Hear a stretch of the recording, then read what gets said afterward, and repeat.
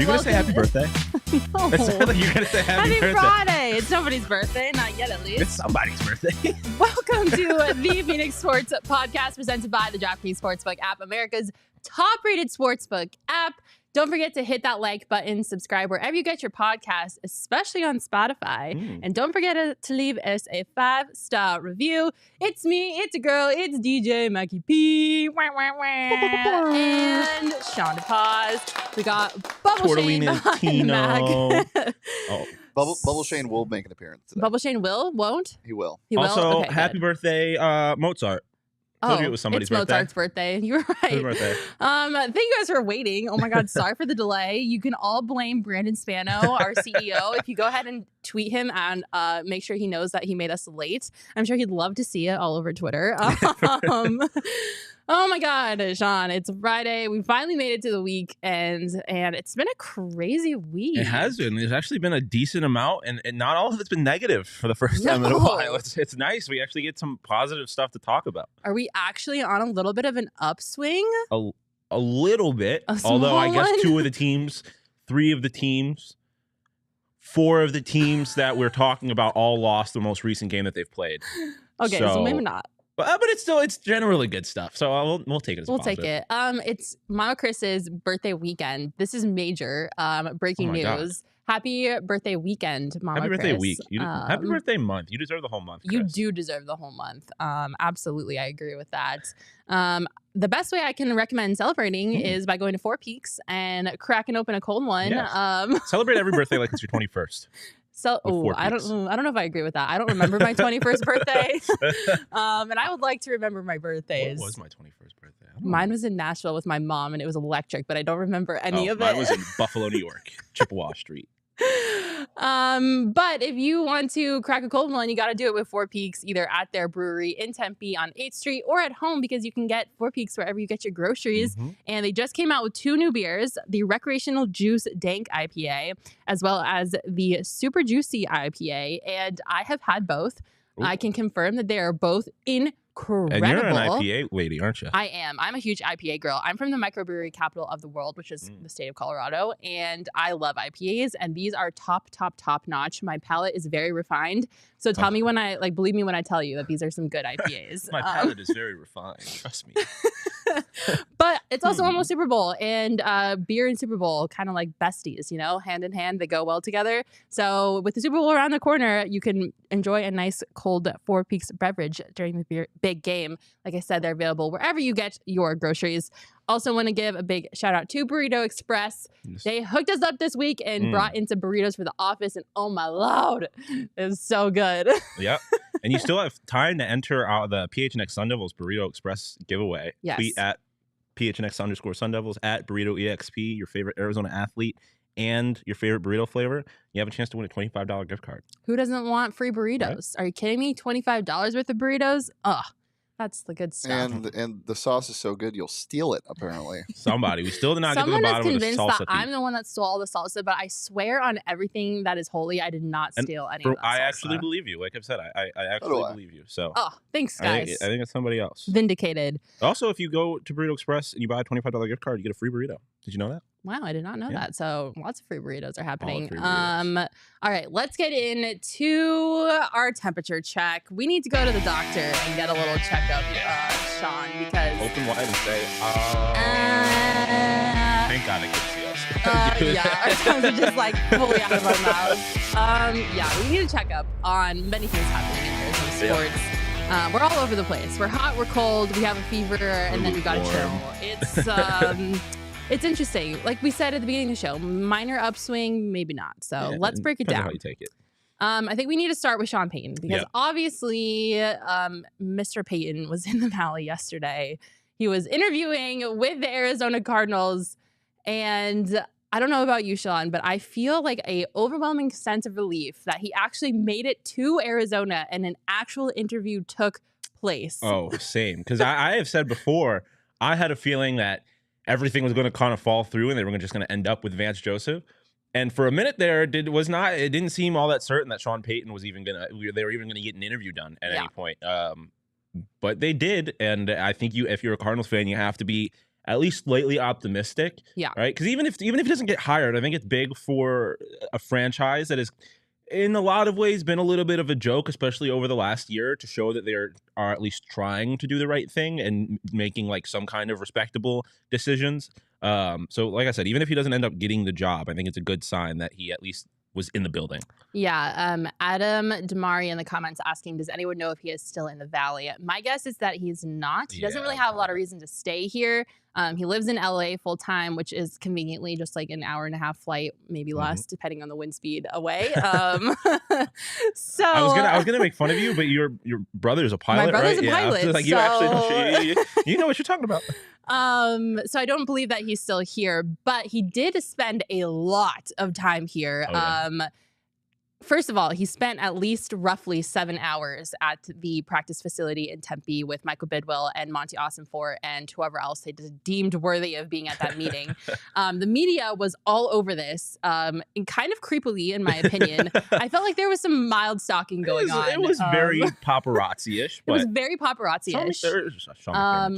Cam Cox and many other media members were just camped outside of the facility all day waiting for this. And they caught the moment that Sean Payton and Michael Bidwill exited the facility. They got in the same car. I'm assuming Bidwill was either going to drop him off at the airport or at whatever accommodations he was staying at. This is obviously after the 7-hour meeting that they had. Payton was there from 9 a.m. to like almost 4 p.m., which is a really long time to be in an interview, in my opinion. I obviously don't have any experience being a head coach, but I feel like that's a long time. Oh, as somebody who has been a head coach in the NFL, it is a pretty long interview. I can confirm. And I'm trying not to get too excited about it. I'm trying not to get ahead of myself, but I feel like I want to read into this and take it as a positive sign that this was so long and of an ordeal. Yeah. First off, I'm just surprised that Bidwill drives his own car. To be honest, like that was what I took away from this. I was like, surprised he wasn't in a helicopter. I feel like he kind of got like. What kind of car is that though? It looks like it's from it a Tesla? Tron or something. I think it's a Lucid. Oh, I'm pretty sure. Okay. It's a rich person's car, but I'm still surprised that he is driving his own car. And I'm also surprised it's not like I don't know, Ferrari or something crazy.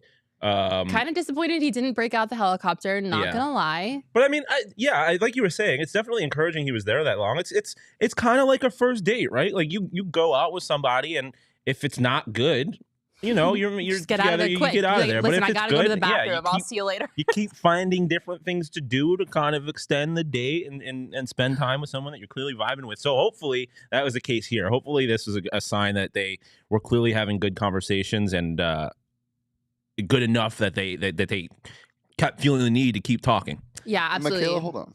Oh no. Have you ever done that? Have you ever gone to the bathroom and then just left? Gone to the bathroom during a date and just left? Mm-hmm. I plead the fifth. No. Oh, no. I mean, I trust that the guy deserved it, but damn. Listen, when you know, right? Like, there's graceful ways to exit a situation. And I would argue that method is a tried and trusty method. I would argue, well, I mean, graceful for you, maybe. Graceful for the other party. Damn. I can never. I haven't been on that bad of a date, but I don't know if I have that in me to dip on. So I think I would go like the fake phone call route or something like that. Oh, I've definitely done that. Yeah, like I don't know if I could just up and leave somebody like that. Yes, absolutely.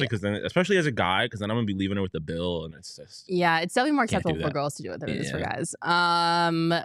But yes, I am relieved that he was here and an interview did take place. Like you were saying before, like there was a lot of doubt even happening if it would happen. The rumor mill has been working 24/7 overtime on this. Like at first it was confirmed he's definitely going to the Broncos. And I was like, no, he's definitely going back to Fox. And it's like, okay, can we just like take a breath? Like I don't think anyone knows for sure what's going to happen. His decision. Yeah. Yeah. So I'm glad that it did happen and that Michael Bidwill is doing what he said he would do when he had that press conference after they fired Cliff Kingsbury, is that they were going to cast a wide net. They were going to do their due diligence. And they were going to do everything in their power to make sure the next person that takes over is the right person.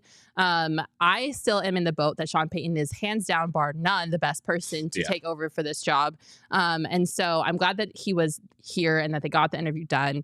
I do have to ask, though, do you think it's concerning at all that he left without the job? Because some people were expecting the announcement at any time yesterday that like it was a done deal and that he was going to be the next head coach of the Cardinals. No, I mean, I still think you have to do your due diligence and have those conversations without Sean Payton in the room, like afterwards. Yeah. Your thoughts? I mean, especially with a new GM, just kind of making sure that you're both on the same page about that. Plus, they still have not interviewed D'Amico Ryans, and going back to what I was kind of talking about earlier with this team actually making like respectable decisions and stuff like that. This is a sign to me that they're still doing their due diligence. They want to make sure that they get interviews with everybody before they make this decision. Because I mean, last thing you want to happen is you make this decision now and you come to find out that D'Amico Ryans, wherever he ends up, is the next great head coach, and you didn't even give him an interview. Yeah, absolutely. So I don't have a problem with it at all. It would have been awesome if he got the job. Like I wouldn't have been upset about it. You would have been mad? No, I would not have been mad. But I am not at all. I'm not mad that he doesn't have it. Yeah, yet. I completely agree. Like I don't think it's concerning or people should be like freaking out that he didn't get a job offer right then and there, because aside from also wanting to do their due diligence, there's also the extra layer of like, this isn't like a normal head coach candidate. Yep. Like there's still a trade that needs to take place, that needs to be agreed upon between the Saints and the Cardinals.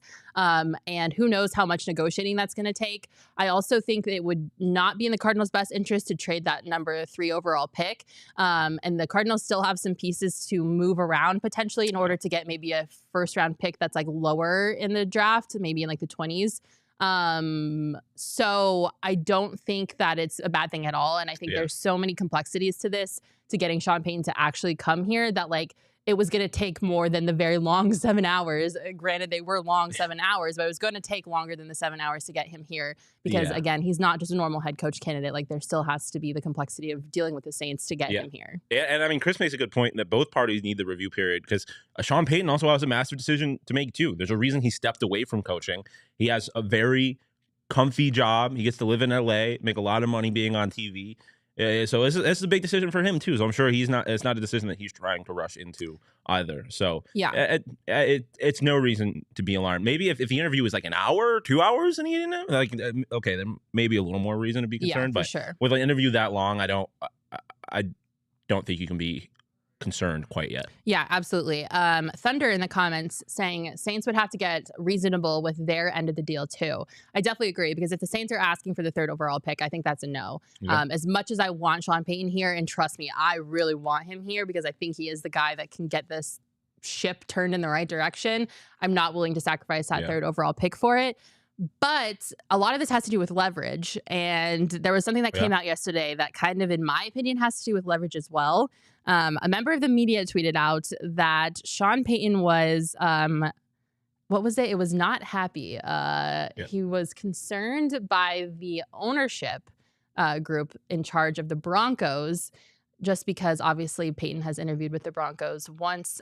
There was a second interview scheduled, but then it got delayed, and the reasoning behind it getting delayed are all kind of fuzzy. So this media member was just trying to, I guess, maybe provide some context as to what the issue with the Broncos might be. And he came up with the concept that potentially there is some not ideal factors surrounding the ownership group and the potential power struggle that would ensue. And maybe like not even 20 minutes after this interview had wrapped up and we saw Sean Payton exiting with Michael Bidwill, did he tweet, "Zero truth to this. We had a great visit, and at Broncos ownership was fantastic." It kind of rubbed Cardinals fans the wrong way, because like, why are you tweeting about the Broncos immediately after you just wrapped an interview with the Cardinals?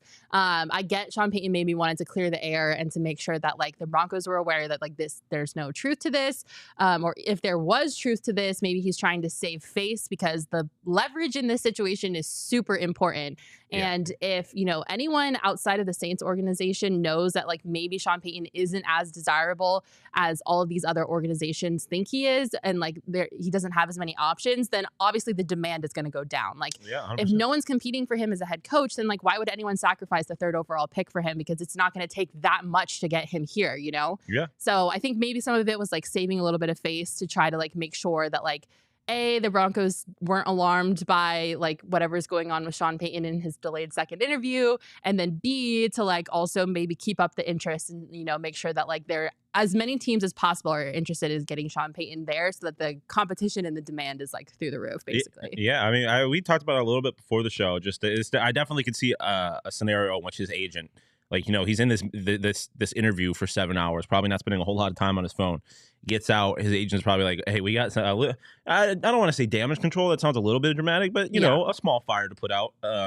Because like you said, if that tweet also mentioned the fact that the Panthers job was gone, and the Broncos job, which was the other big one for him, was apparently didn't look well. So what is the only other option? The Texans, who if you're in the Cardinals, you have to be thinking that your job is way better. Yeah. Like, Sean Payton certainly loses a lot of leverage in that situation. So it can, and also even if that's not what it is, I don't think it doesn't benefit Sean Payton at all to have these rumors out here that he has a problem with another team's ownership. Like I don't think that helps him. It doesn't help the NFL. It doesn't help the Broncos. Like it doesn't really help anybody.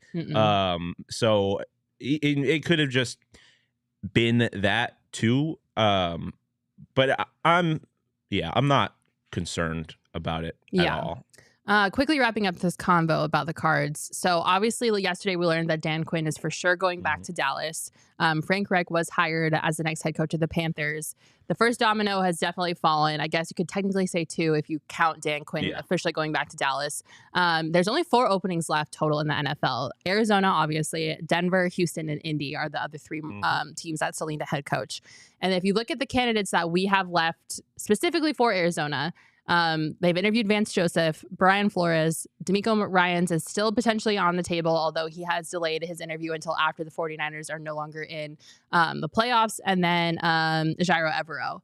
So out of those candidates left, and considering that there's not a lot of openings and not a lot of candidates that I think fit this, I hope that we get an answer soon about Sean Payton, because if not, I really want the Cardinals to go all in on getting D'Amico Ryans here. No, I'm the same way. Yeah, because I think out of the ones that we have left, I think D'Amico Ryans is the best option on the table. And then after that, probably Flores, and then Vance Joseph is a last resort. Yeah, and you're in kind of an interesting situation now, because now that first domino has fallen, especially with the D'Amico Ryans situation, where it seems like there might not be an interview until after the 49ers are done with this season, whether it's this weekend or 3 weekends from now. Yeah.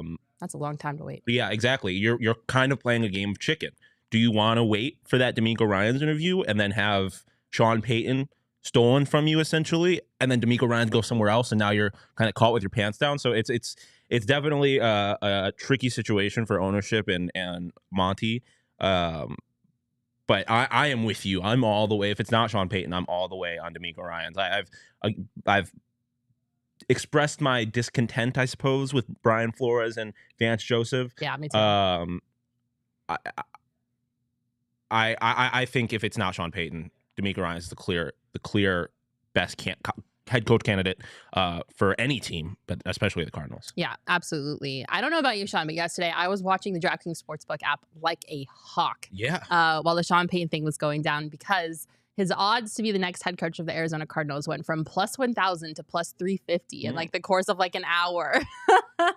And it was crazy to watch happen. But there are so many things that you can bet on the DraftKings Sportsbook app, including the NFL, player props, team props, all that fun stuff. And considering that the conference championship games are this weekend, there's really no better time to get in on the action at the DraftKings Sportsbook app. Make sure that you download the DraftKings Sportsbook app now. Use promo code PHNX when you sign up. They have so many great things happening on the app right now, including stepped up same game parlays. Like I mentioned, some fun props that are happening. You especially have to get on before Super Bowl props come out, because those are so fun to bet on. I love betting on the color of the Gatorade. Ooh.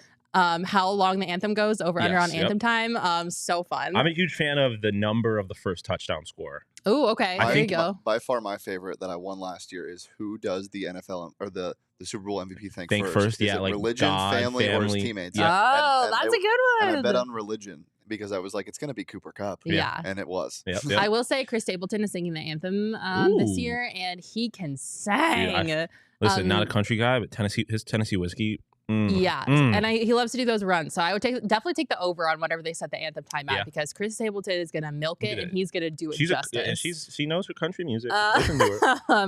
But if you want to get in on all this fun action, especially for the conference championship weekend, download the DraftKings Sportsbook app.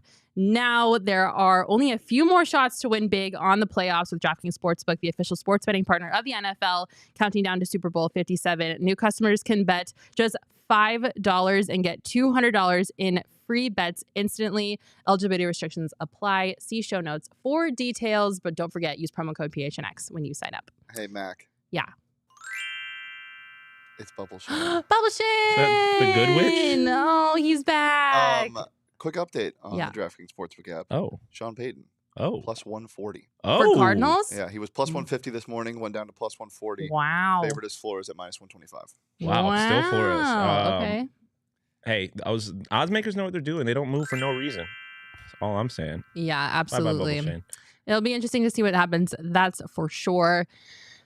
Sean, we got to talk about the Phoenix Suns. I was way more excited about talking about the Phoenix Suns 24 hours ago. I know. Me too.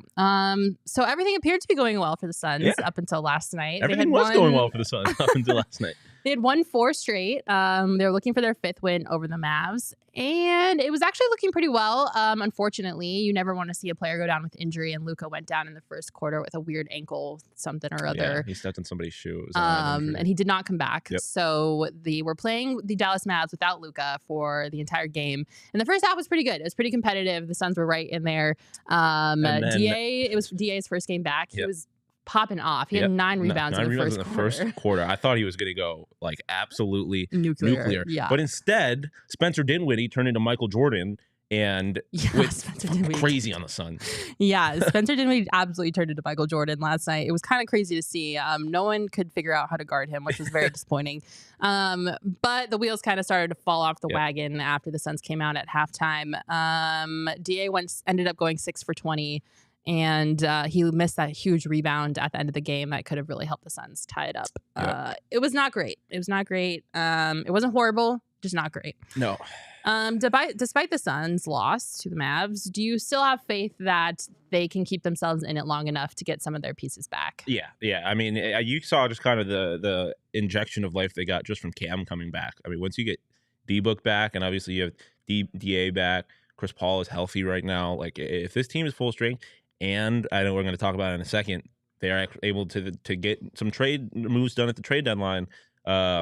This team is very legit. And honestly, like if you told me right now that they will not have to play the Mavericks during the playoffs, I think this team could make another deep run. The problem is that it literally doesn't. So you could put me, Shane, and Totri in Mavs jerseys, and we turn into 3 of the greatest players of all time playing against the Suns. Like it's just that team just has the number. I know they talked about it a little bit on the Suns post-game show last night. The Suns are not the kind of team that beats the Mavs. They're not physical enough to beat the Mavs, stuff like that. So as long as they don't have to play them, this is still I think a threat to win an NBA championship. Yeah. Or at least make a deep run in the playoffs. But if they have to play the Mavs, which is who they are kind of competing with for in spots, and if they end up in that like 4-5 situation, it's a little scary for sure. Definitely scared. I don't know what it is about the Dallas Mavs, but can we just, for the love of God, figure out how to beat them like convincingly? It makes me so mad every time we play the Mavs. I freaking hate it. And the crazy thing about the Mavs is, when they're not playing the Suns, the whole narrative about them is, Luka has no help. Yeah. Like Luka's doing everything, and then they come to they play the Suns. Luka gets hurt in the first quarter, and then, like I said, Spencer Dinwiddie turns into the greatest basketball player in the history of man. And I took that personally. Literally. Yeah. So it was definitely a bummer to watch them lose to the Mavs last night, but I'm also not ready to count them out. No. I still think that they can show up and show out when it comes to, when push comes to shove. Yes, yeah, when push comes to shove, I think that it's gonna be okay. Will you scroll up a little bit on the comments for me, Shane? You guys have sounded off on some of this stuff. Albert Godleski is saying he was at the game. It was brutal. Ooh, I am so sorry about that. A lot of anti-Ayton people in the comments. Checkered Life saying trade Ayton. Jan Paul Edward Dios saying Dios. Whatever. Ayton is something else. Oh, you gonna start calling me Sean Paz? Oh my Come God. on now. Come on now. Don't do that. Mac just said, I don't care about your name. Yeah, so I don't know if I'm ready to kick him out of the triplets, but it is definitely frustrating to not see him produce at the level that you would hope he would be producing at. Again, he did just come back from some sickness issues.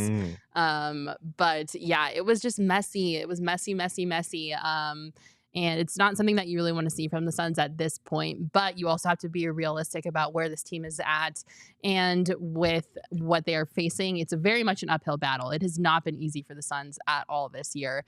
I love John Paul Edward Adios's comment. J Kid's going to be a player coach and get a triple double. It seems that way. It seems like you can put an old man in that jersey and he'll still ball. Yeah, Chris making a good point saying the NBA in general is a mess this year. Totally agree. It will be down to the wire for the playoff picture. It's like impossible to try to predict what's going to happen this season because there's the window's wide open. Like we have no freaking clue what's going to happen this year because there's so much parity this year, which you actually kind of love to see. Yeah, that's why even when things weren't going well, I was still like, the West just, you get past the top 3 in the West and it's so wide open. I think there was like, there was like 4 points separating the 4 and 10 seed. Like it was something ridiculous like that. But one thing we do have to talk about, though, that's actually really exciting and something that is going in their favor. It is official that Matt Ishbia will be able to take over this team before the trade deadline. It's going to be tight. It's going to be there's going to be some crazy deadlines happening. Maybe some all-nighters pulled, but it will happen. And I cannot tell you, Sean, how relieved I am that the old owner is out of the way and Ishbia will, in fact, have control over the trades before the trade deadline because I was really starting to get nervous. And I would not have put it past Sarver in the slightest to kind of screw this team over on his way out. And I am just so glad that is one less barrier that we have to worry about because I think the Suns, fingers crossed, are really going to make us happy this time around at the trade deadline and do something big that will help this team in the playoffs. Call me crazy, but I have a good feeling about it. And I think Matt Ishbia is going to want to show his commitment to this team and doing whatever it takes to win. And he has a perfect opportunity to do it now by being in control of this team before the trade deadline. Yeah, no, definitely exciting, positive news. It'll be interesting to see once he does take over how fast things happen because the whole concern has been Sarver signing off on trades, but there's nothing stopping James Jones and this organization from working on trades up until that point. So it'll be interesting to see if they have something kind of like locked and loaded for when Ishbia does officially take control. But I mean, this was, I think everyone had clinched up a little bit. They got a little nervous once the reports came out that Sarver could be a little bit of an interference. And like Charles says, it's nice to finally see the light at the end of that Sarver tunnel. So hopefully this is, it was getting a little dark there in Suns Nation for a little bit, but hopefully we're starting to move back in the right direction. And hopefully, this is something that Lindsay has talked about before. It's kind of the bad karma of the Sarver situation, which, I mean, I'm not like a huge karma person, but if it does exist, the bad karma of the Sarver situation, hopefully it swings back in the other direction once Ishbia takes over and it can give the Suns that push that they've been missing the last 2 years. Yeah, obviously one other chapter that we need to close is the Jay Crowder chapter. Yes. You kind of mentioned how the Suns struggle physically against the Mavs. And one thing that I kind of thought was interesting is last night in the post-game press conference, someone asked Chris Paul about Jay Crowder, and Chris Paul was like, I miss Jay Crowder. I miss having him out on the court. And I think the physicality that Jay Crowder can provide, especially in the paint and in kind of those critical situations when you need someone that you can rely on to be physical, I think that showed last night. And it kind of just makes me a little sad because it makes me wonder, what if we could have, made things with Jay, smooth things over and had him contribute this season, if it would have made any difference in last night's game or in any of the games so far this season. Obviously, we can play the what if game until we're blue in the face. But, hearing Chris Paul say that and then kind of seeing how they stacked up against the Mavs physically, it kind of just made me wonder, could we have really used Jay? It kind of seems like it. I think that's one thing that kind of got, obviously the Jay thing has been a big story all year, but in general, Jay and honestly, JaVale McGee, losing 2 guys that were big energy, kind of vibe guys on that team. That's not an easy thing for a team to just recover from, especially when you have all the stuff that happened over the offseason leading up to the season with DA and Monty. There was just a lot of bad vibes, loss of good vibes. It was tough. So, it took them a little while to, I think, kind of get back to where they are. But once they're healthy, once Ishbia is here, I think it is full steam ahead, brighter days for the Phoenix Suns. Yeah, absolutely. I definitely agree. KR Gordon in the comments saying, what's the take on the Payton here all day with Bidwill? Click the timestamps. Rewind it, baby. Check it out. Rewind it. We talked about this at length, and I think you'll like what we have to say. So click the timestamps, rewind. You will see what we had to say, and then catch back up with us and watch us live. But yeah, hopefully everything is back on track for the Suns and we can kind of take a deep breath after this trade deadline and things will be back to where we want them to be. Unfortunately, I cannot say the same thing about ASU basketball. Shooter. Boo. They lost their third straight game last night in a heartbreaking OT loss to the Washington Huskies. And I don't want to bag on them too much because I am a notoriously noted non-believer in Sun Devil athletics because every time they get my hopes up, they just crush it. And I've been kind of not wanting to get my hopes up. But coming into last night's matchup, they were obviously the better team on paper. And it just did not translate onto the court. I will give them props for fighting their way back into it, especially late, and then forcing the game to go into overtime. Austin Nunez, electric factory. Dog. Like, he's got that dog in him for sure. He's a dog. But I just don't have any faith. He's the only dog. Yeah. I just don't have any faith. I'm kind of checked out, Shawn, to be honest. I mean, fucking pump the brakes. Checked out. They've lost 3 games. They're still top 5 in the conference. Like, it's not, they're not dead yet. Like, it's not over. You don't think it's over? No. They lost 3 games in a row. Sure. 2 of those games were against 2 very good teams. One of them specifically was UCLA, who is one of the best teams in the country. Yes. Listen, they have won a lot of games up to this point. Obviously, you're not trying to lose 3 games in a row, but they have won enough to give themselves that little bit of cushion. After this, they're playing teams that they should beat. Washington is all going up to the PNW, playing that zone is always tough for teams. There was no fans in the stands. Yeah, no, but it's not necessarily about the atmosphere. It's more just weird things happen in Seattle. Like, weird things happen in Washington. It was 9 p.m. in Arizona, 10 there. No, we had this conversation. Or other way around. Yeah, we were very dumb. Yeah. Listen. But that's not the problem. The problem is the energy. They can't come out flat as a team that is supposed to be as good as they're supposed to be. There right has now. always been something that has separated ASU from competing at an elite level. Whether it's the intangibles, the talent. Whether it's dumbass mistakes that happen, there's always been a barrier to ASU competing at an elite level. And I know you guys are looking at me like I'm insane, but what do they have to show for anything in the past? No, you're definitely not insane. They haven't competed at an elite level. This is not UCLA or Arizona. They don't have that kind of talent. I don't think anyone's sitting here pretending that they are on those teams' levels. It's just frustrating when you have games like last night that they should have won. Like, let's be honest, they should have won that game. Yeah. And they didn't. No, I mean, they should have. Yeah. This is college basketball. You lose games. And I do think there was a little bit of I do think the 2 games prior to that just kind of put this team in a bad space. Hopefully they can get right against Washington State this weekend. They better. If they don't, definitely it's season over, we are now in a situation where, like I said, I'm concerned. I'm not at a point yet where it's like Armageddon, everything is going wrong, run it all down. But if they lose this game to Washington State, it's getting a lot closer. Like, you're now at a point where I think they were pretty firmly in a tournament spot. They've lost 3 straight games, and now they're clinging on for dear life, if not having to fight their way back into the tournament now. Definitely not an ideal situation, but I don't think everything is going wrong. We've seen this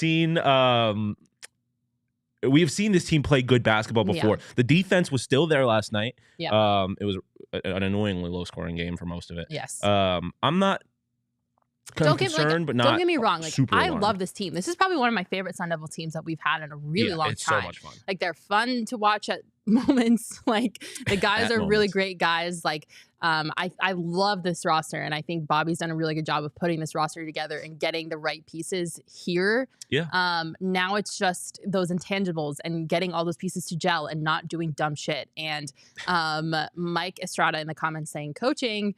I was just about to ask you, Shawn. If they don't make the tournament this year, is this the last time we see Bobby Hurley as the head coach of the Sun Devils? Yeah, it's hard to see a situation in which they don't make the tournament and he doesn't get fired. I don't know what he would like.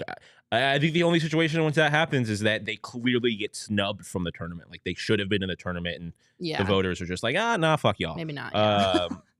Which is not going to happen. I don't think. I think that the worst I think the worst that's going to happen in that regard is that they are a bubble team because they deserve to be a bubble team, and then they just fall on the wrong side. I think they need to make the tournament. I think they need to make an impact in the Pac-12 tournament, and then at least be in the March Madness. Here's my whole thing though: is everyone says coaching, and while I don't disagree, like clearly something is wrong, but I wish it was something so clear and obvious. Like I wish you could see a problem with the rotations. I wish you could see discourse among the players with Bobby Hurley, but it's not. The only thing that happens is the same damn thing every year where you start hot and then you just fizzle out. And I know that's probably adjustments and whatever, but it's not something obvious, and it's just it sucks. And I think the frustrating thing about this team too is they get flack for taking bad shots a lot, which they definitely do, but there's also times where they take good shots and they just don't fall. Like this team is in a lot of ways pretty inept offensively.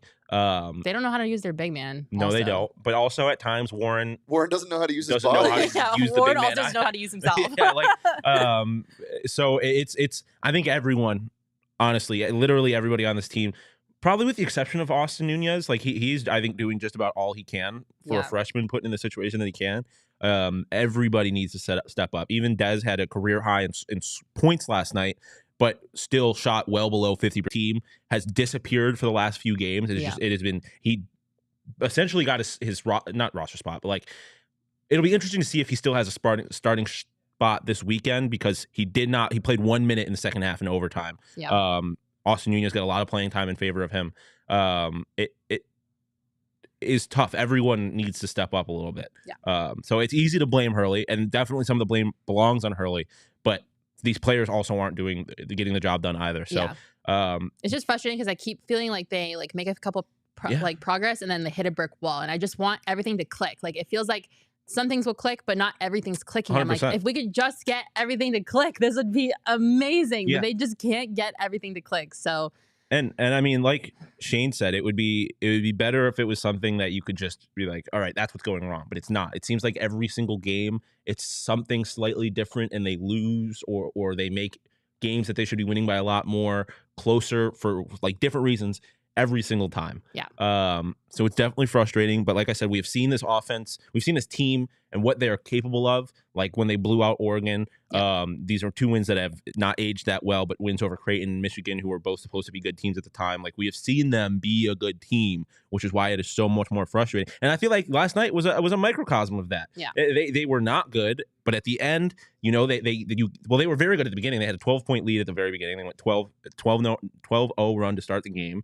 And then I went away for a few minutes. I came back and they were losing by like 10. You're not allowed to leave anymore. I had no idea what was going on. And then they came back on, Mary. Turn it on, Mary. And then they fought back. Austin Nunez hit 3 of the biggest free throws that he will probably ever hit in his entire life. And they gave you hope. They were back, and they're like, "There's no way. There is no way they come out flat in overtime after what their freshmen just did for them." And they sure as hell did. So it's incredibly frustrating, but you got to take some solace in the fact that you've seen this team be good and you know that they can be.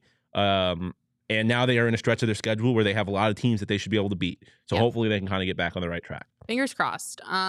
Travis Young and AZ Cards Nerd 11. Check out our timestamps in our description. You can go back and catch all of our stuff on the Sean Payton, Michael Bidwill, Brian Flores head coach stuff. Underdog Fantasy. Bark, bark. Ow. Ruff. Barkity bark, bark, bark, bark. Underdog Fantasy, Sean. Yeah, it is. It's electric. Boogie woogie. Let's go, Mac. Let's fucking go. Let's go. We had a twin moment. I literally love that. That just happened on air. But it's amazing. We talk about it every week. Year-long fantasy did not end well for us. We're more daily fantasy people, and the best place to play daily fantasy is the Underdog Fantasy app. You can do a couple different things. You can either play, you can do like a daily fantasy draft. You get a couple friends together, draft players, and win money on that. You could do it on the NFL. You can do it on the NBA. You could draft 6 players with no positional limits, make some money. Or you can do the pick'em games where you find higher and lowers for your favorite or least favorite players, and decide whether or not they're going to go higher or lower on different totals. It's a great way to make money. It's a very fun way to make money. I'm very interested to see what happens in the NFL playoffs. Give me the higher on every single Chiefs receivers receiving yards, because the Bengals secondary is cooked, and Eli Apple been talking all this shit, and he's about to get his ass beat by Patrick Mahomes, Andy Reid, and these receivers. At least I hope so. I'm so sorry. I'm speaking into existence. Thank you. But it's really easy to get started on the Underdog Fantasy app. All you have to do is go to UnderdogFantasy.com or download the app, sign up with promo code PHNX, and Underdog will match your first deposit up to 100 bones. And in case you didn't know, the exchange rate is 1-to-1, so 100 bones equals 100 US dollars. Schmackaroonies. So bark, Underdog Fantasy, get in it. All right, let's round out this temperature check with my favorite thing to talk about, baseball. It's all positive here, baby. It's all positive on this side. Baseball season is right around the corner, and I'm so excited. I can hear the ball popping in the gloves. I can smell the pine tar. I literally just got chills, Mac. You are speaking my language. The crisp morning. Oh, baby. I cannot wait. Pitchers and catchers report in roughly 2.5-ish weeks, and I am freaking ready for baseball season. You will never hear me not excited about baseball coming back. But you know what gets me even more excited for baseball season? What's that? When the MLB Pipeline's top 100 prospect list comes out, and there are D-backs players all over that thing. Not two, not three, but 4 in the top 100, and 3 of them in the top 15. Oh my good They're golly, dogs. Miss Molly. What? I'm super excited about this. Listen, if you haven't gotten on the Diamondbacks train, now is the time. Get on and get run over, baby. This team is about to be so good. They were already mildly competitive last year. Stick with me, but they're gonna be super competitive this year. No, there's no stick with me. They were mildly competitive last year. They didn't make the playoffs last year, but they were they were closer than they've been in a while. They're on the right track. The amount of talent that debuted last year that's gonna be on the roster this year, and then look at this talent in the farm system, you guys. Look at it. 2nd overall, 11th overall, 15th overall, 59th overall. Fire me up. Yeah. I am so excited about this team and the future that this team has. I just cannot wait to watch it. Yeah. I think this year is going to be even better than last year was, and that's saying something because last year was pretty dang good.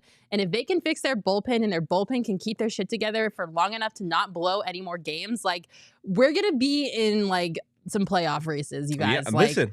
I feel like Copernicus, he was the one that said the sun was at the center of the solar system, right? And everyone was looking around him and be like, you're crazy. This is a heliocentric. No. Yeah, no. It is heliocentric. They were saying it's geocentric. The Earth is in the middle. Why are we doing a science lesson right now? Let me land. I feel like Copernicus because he was saying that the sun was at the center of the universe and everyone was looking at him like he was a crazy and he was a heretic. And I'm in the same way. I've been on this D-backs train. I said last year, I said when the Cardinals were in the middle of their run, I said when the Suns were in the playoffs, the whole time I've been you know who the next team is to win a ring? It's the Arizona Diamondbacks. And they keep on trucking in the right direction. While all these teams keep on dealing with all this bullshit and all this turmoil, the D-backs are just staying the course. Chugga choo-chooing along. And these young kids are at the center of it. It is why this team is so much fun. It is why I fell in love with this team. I was lamenting to Totri and Emma last night. Lamenting. Wow. Okay, thesaurus. I feel like I use a lot of big words sometimes. They just it's just what I do. But I was lamenting to them last night. I was all of the teams that I care about, I was a little frustrated after the Sun Devils lost. All of the teams I care about suck. They suck. They always let me down. And I grew up a Red Sox fan, and they were the only team that won. Oh, wait, let me finish. They were the only team that won, and then I gave it up to become a D-backs fan, and they don't win. But now is their time. They're here. They're coming for you, whether you like it or not. I've been saying, and now the world is going to recognize. You better. I cannot wait. Corbin Caroll, odds-on favorite right now on the DraftKings Sportsbook app to win the NL Rookie of the Year. Rookie of the Year, Corbin Caroll. Do it now. You heard it here first. Before Corbin Caroll starts burning MLB alive, and the odds become minus odds because he's going to be the best player in baseball. Maybe the greatest of all time, Mike Trout, Babe Ruth, Okay. I don't know why I said who after already saying their full name. That didn't make a whole lot of sense. As you can tell, I am very juiced for the Arizona Diamondbacks and their young prospects. The PHNX Daily Bets podcast called the correct AL MVP or AL Rookie of the Year last year. Well, they didn't. Shane did because I said, who did I say? Bobby Witt. I did say Bobby Witt. Yeah. Called it last year. Riding Corbin. Let's go. Corbin, Rookie of the Year, get in on it. Yeah, absolutely love to see it. I'm super excited about this freaking baseball season. I think they're on the precipice of greatness. I don't necessarily think that this is the year. Yeah, they're not winning a World Series ring this year. We are knocking on the doorstep, and that's not the saying. Knocking on the door. We are on We're the doorstep. knocking on the doorstep. That is but people make that mistake way too often. You're knocking. Because think about somebody knocking on the doorstep. Well, and it's funny because smacking the ground. Yeah, because last night Shane was like, "I'm gonna go put a burrito on their door," and we were like, "Don't you mean doorstep?" Yeah, $1 in the Red Sox jar, Sean. No, absolutely. but I said I'm gonna start keeping track. Listen, Charles Waddell Pike, you're in charge of taking a tally from this point forward. However many times he says the Bills or the Red Sox or the Sabres, you have to take a tally on the show. Listen, or Syracuse. You're gonna have to find a new host then, because I'm gonna be on the street begging for money. But I know I had said previously that I was waiting for the Red Sox D-back series to decide what my fandom was. I think I'm at the point. I have sworn off the narcotic. I am an Arizona Diamondbacks fan. Nice. The Red Sox, I will root for them as long as it doesn't interfere with the D-backs, but I am an Arizona Diamondbacks absolutely fan. Love to hear it. Will you scroll up a little bit for me, Shane, por favor? Bear Down Cats saying if it wasn't for the bullpen, we'd be in a playoff hunt. Exactly. Absolutely. They would have made the playoffs last year if their bullpen saved I agree. half of the games. Focus on the bullpen. Our bats were enough. I 1,000% agree. I think that's something that I get frustrated about when I talk about the Diamondbacks last season is like they were overlooked, A, because of their record, and B, because of the fact they didn't really have any big name talent on their roster. But like the record was what it was because the bullpen blew it for them time and time again. Yeah. And if you remove the factor of the bullpen losses out of it, they are absolutely a playoff team and their bats were enough. But nobody's talking about that because the bullpen shitted on everything and ruined it all. So I definitely agree. If they can figure that out, they're going to be such a good team. Yeah. Also, Bear Down Cat saying he's juiced for both D-backs and Wildcats baseball. You sound like my kind of person. A baseball person is the best kind of person. I love baseball, but what y'all know about ASU softball? Oh. That's what I'm here for. Softball season, baby.